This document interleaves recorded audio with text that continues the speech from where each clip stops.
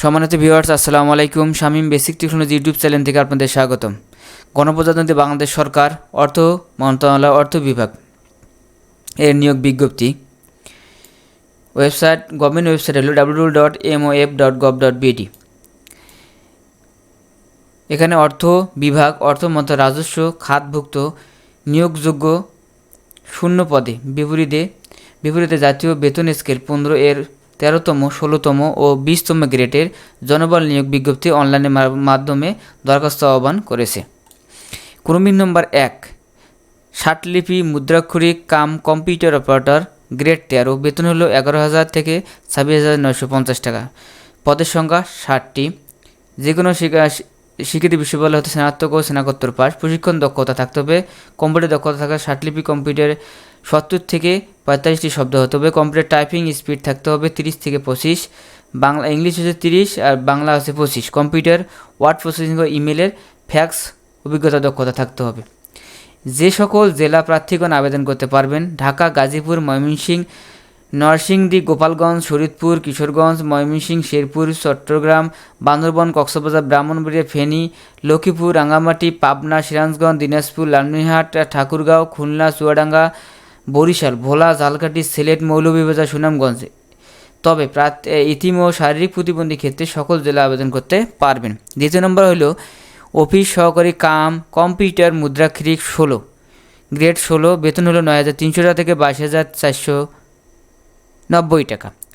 পদের সংখ্যা 4টি। যে কোনো স্বীকৃত বোর্ড হইতে উচ্চ মাধ্যমিক ও সমমান পরীক্ষা উত্তীর্ণ হতে হবে। কম্পিউটার টাইপিংয়ের সর্বনিম্ন গতি প্রতি মিনিটে ইংলিশ হতে হবে 20টি, বাংলা হতে হবে 20টি। কম্পিউটার প্রশিক্ষণ থাকতে হবে। ওয়ার্ড প্রসেসিং ও ইমেল করার দক্ষতা থাকতে হবে। একই জেলা।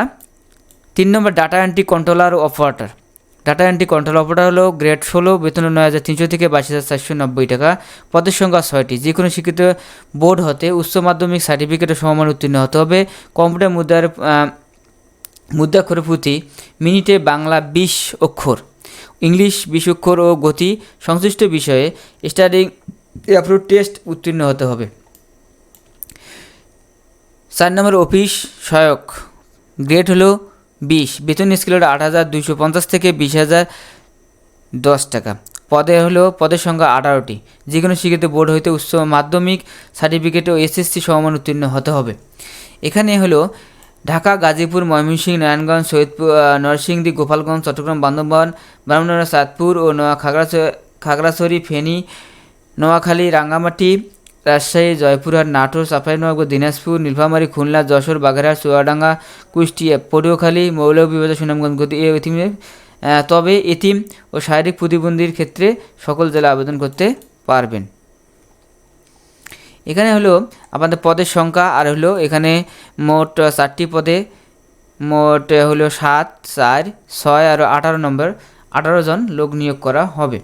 এখানে অনলাইনের মাধ্যমে নিয়োগ বিজ্ঞপ্তি প্রকাশ করেছে। অনলাইনের মাধ্যমে কাজ করতে হবে। প্রথম আপনার হলো বিজ্ঞপ্তির 1, 2, 3 নং ক্রমিকের জন্য 200 টাকা, 1, 2, 3 নংয়ের জন্য 200 টাকা।